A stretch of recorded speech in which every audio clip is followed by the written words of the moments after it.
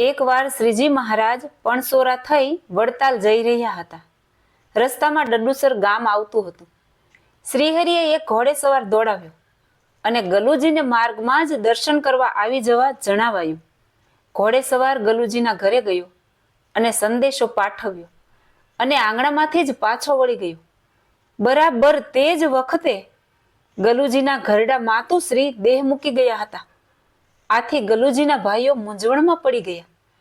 ગલુજી બોલ્યા, માવડીની દેહક્રિયા કરવા રહીશું તો શ્રીજી મહારાજ નીકળી જશે તો ફરીને આવો લાભ નહીં મળે, માટે દેહને ઢાંકીને રજોટીએ મૂકી દઈએ. એમ નક્કી કરીને એ કામ સત્વરે થયું. કોઈના હૈયેથી મરણની પોખ પડી નહીં.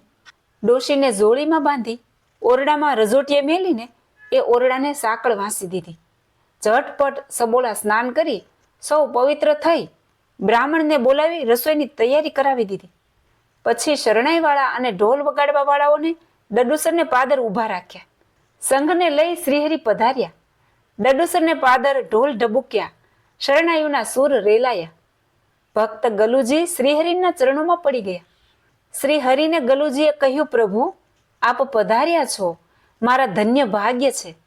જમવા ટાણું છે, માટે જમાડ્યા વિના તો જવા દઈશ નહીં. સર્વ સુજાણ એવા શ્રીહરિએ મુક્તાનંદ સ્વામી તરફ જોયું. સ્વામી, શું કરીશું? તેમણે કહ્યું, મહારાજ એમનો ભાવ છે તો જમીને જઈએ. ભગવાન શ્રીહરિનું ફુલેકું ગામના શેઠની ડેલીએ વિરમ્યું. અહીં તેમનો ઉતારો રાખ્યો હતો. શ્રીહરિએ ગલુજીને કહ્યું, તમે જાઓ અને રસોઈ તૈયાર થઈ જાય એટલે અમને તેડવા આવજો. ગલુજી ઘેર આવ્યા. બધું ધોઈ પવિત્ર કરાવી બ્રાહ્મણ પાસે રસોઈ કરાવવા લાગ્યા. થોડી વારે રસોઈ તૈયાર થઈ ગઈ ને ગલુજી દોડતા શ્રીહરિને તેડવા ગયા. શ્રીહરિ તથા સંતો પાર્ષદો આવ્યા. પ્રભુના ચરણો ધોઈને બાજોટ પર જમવા બેસાડ્યા. બ્રાહ્મણે શ્રીહરિને પીરસ્યું. સંતો તથા ભક્તો મહારાજના દર્શન કરવા સામે બેઠા. શ્રીહરિને આજે થાળ જમવાની ઉતાવળ પણ જબરી હતી. મુક્તાનંદ સ્વામી આજે શ્રીહરિની જમવાની ઉતાવળ જોઈ આશ્ચર્યચકિત થઈ ગયા હતા. આટલી ઝડપ શ્રીહરિએ કદી કરી ન હતી. શ્રીહરિએ ચડું કરતા જ કહ્યું કે ઝટ જમવા બેસી જાઓ, આપણે મોડું થાય છે. સૌને જમવા બેસાડી દીધા. સૌને પીરસાવ્યું. પછી શ્રીહરિએ કહ્યું, બધા ખૂબ જમજો. ગલુજીનો ભાવ જબરો છે. આજની રસોઈમાં જાણે અમૃત ભર્યું છે. શ્રીહરિએ સૌને ખૂબ આગ્રહ કર્યો. જમી રહ્યા પછી ગલુજીને પૂછ્યું, અમે જઈએ? તેણે તરત જ હાથ જોડ્યા. હા મહારાજ, પધારો, એમ કહી પોતે પણ શ્રીહરિને વળાવવા સાથે ગયા. પાદરથી શ્રીહરિએ ગલુજીને પાછા વાળ્યા ને કહ્યું, ગલુજી તમે હવે જાઓ, તમારું અધૂરું બાકી કામ પૂરું કરો. ગલુજી પગે લાગીને ઘર તરફ પાછા વળ્યા. રસ્તામાં મુક્તાનંદ સ્વામીએ પૂછ્યું, મહારાજ આપે ગલુજીને પાછા વાળતા કહ્યું હતું કે તમારું અધૂરું કામ પૂરું કરો. એ વાત સમજાણી નહીં. તેમનું કયું કામ અધૂરું છે?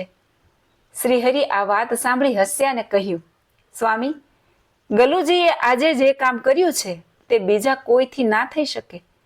મુક્તાનંદ સ્વામી હજુ ના સમજ્યા કે ગલુજીએ સૌને જમાડ્યા. રસોઈ તો સાદી હતી પણ સ્વાદ ઘણો હતો. હા, રસોઈમાં એવી કોઈ નવીનતા નહોતી. સ્વામીને વિચાર કરતા જોઈ શ્રીહરિએ કહ્યું, સ્વામી શંકા તો નહીં થાય ને? એમ કહી બોલ્યા, આપણે ગલુજીને સમાચાર મોકલ્યા તે જ વખતે તેના માતુશ્રી ધામમાં ગયા. ગલુજીએ એમના શરીરને ચોફાળમાં બાંધી ઓરડામાં રજોટીએ મેલાવી દીધું. પછી સ્નાન કરી આપણી પાસે આવ્યા ને આપણને જમવા માટે આગ્રહ કર્યો. પછી ઘેર જઈને રસોડું પાણીયારું પણ ધોઈ નાખ્યું. બેડા ઉટકાવીને નવું પાણી ભર્યું અને બ્રાહ્મણને બોલાવી રસોઈ કરાવી આપણને જમાડ્યા. મુક્તાનંદ સ્વામી કહે, મહારાજ એવું કર્યું? શ્રીહરિએ મંદ મંદ હસતા કહ્યું, અહો દરબાર ખરેખરા મહિમાવાળા કહેવાય.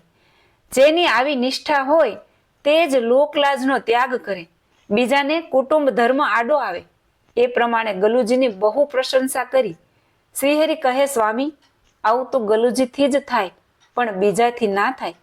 મુક્તાનંદ સ્વામી પણ અહોભાવમાં લીન થઈને ગલુજીની નિષ્ઠાને સાંભળી રહ્યા. ભગવાન સ્વામિનારાયણે વચનામૃત લોયા પ્રકરણ 3 કહ્યું છે કે જેને ભગવાન અને સંતનો મહાત્મય જ્ઞાને સહિત નિશ્ચય હોય તેથી ભગવાનને અર્થે અને સંતને અર્થે શું ન થાય એમ કહીને સર્વ સંતો ભક્તો આગળ આ હરિભક્તની વાત કહી. એમાં ગામ ડડુસરવાળા રજપૂત ભક્ત ગલુજી ઇત્યાદિક સત્સંગી તેમણે ભગવાનને અર્થે અને સંતને અર્થે જે જે કર્યું તેને વિસ્તારીને કહેતા હતા. જય સ્વામિનારાયણ.